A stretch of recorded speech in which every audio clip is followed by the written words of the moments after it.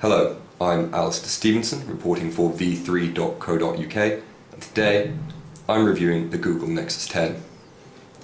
Now, the Nexus 10, unlike the Nexus 7, is actually built by Samsung, which means it has a very different visual design to its smaller, younger brother, the Nexus 7. Additionally, it is much larger, featuring a 10-inch screen.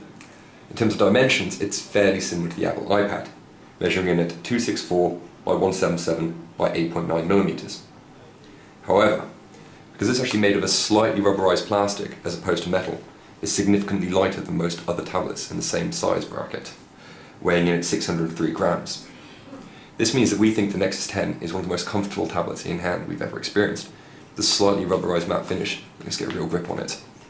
Additionally, where in the past we've had some doubts about Samsung devices' build quality, the Nexus 10 feels fairly sturdily built, its backplate not having the same give as the Galaxy Tab 10.1 or Galaxy Tab 2 10-inch. Past that, it actually has several nice features, which in our mind make it one of the best Android tablets out there. Chief of which is its screen.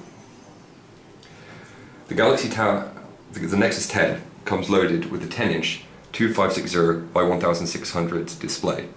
That's 299 pixels per inch, higher than the Apple iPad. Now, with automatic brightness, we think this is one of the nicest displays we've seen on any tablet. They remain crisp and legible at all times and looking absolutely fantastic when viewed with videos or high-resolution content. Additionally, you'll notice it's running the latest version of Android, Jelly Bean. This comes with several perks passed in standard Android versions, chief of which is Project Butter. Now, this is code that runs beneath the surface, which makes Android a lot faster and more streamlined. So you'll see here, it doesn't have the same chug and glare when going between screens that older versions had. Additionally, it has Google Now. Google Now is a great service that offers you dynamic updates about your location. It does this with cards. You can actually set up what you're going to view. So at the moment you can see weather, but you can also get information on things like public transport, nearby restaurants, and pretty much whatever you want. All the information is offered to you without the need to search for it, and we found the service is quite useful, generally actually recommending us things we want to know about.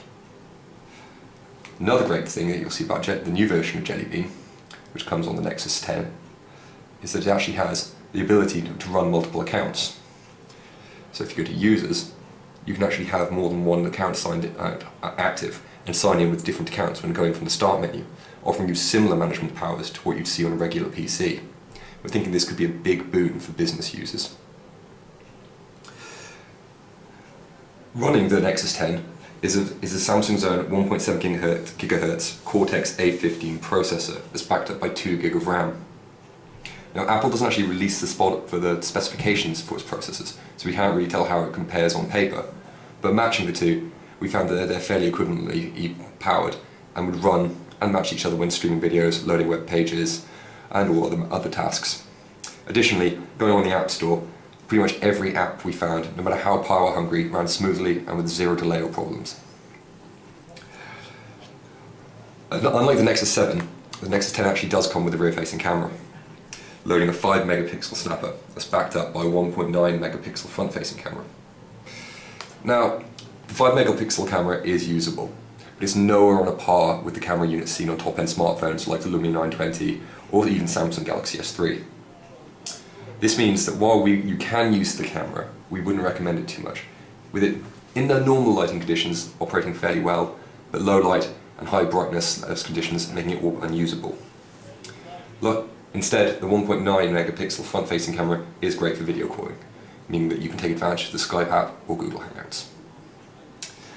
In terms of battery, the Nexus 10 is fairly decent. Google claims it has 9 hours battery multimedia use, off one charge. We tested this by running Netflix videos consistently on loop and timing how long it took for it to die. Now, while it didn't get to the full 9 hours once, it generally peters out around 7 hours, 7.5 hours, which is fairly similar to what we've seen on, say, the iPad mini or other competing 10-inch tablets. Additionally, it comes in 16 and 32 gig models. With the 16 gig coming in at £319, this is a value proposition, being £80 cheaper than this equivalently spec'd iPad. For that reason, we would thoroughly recommend the Nexus 10 to any new tablet user or fan of the Android operating system. I'm Alistair Stevenson, reporting for v3.co.uk. Thanks for watching.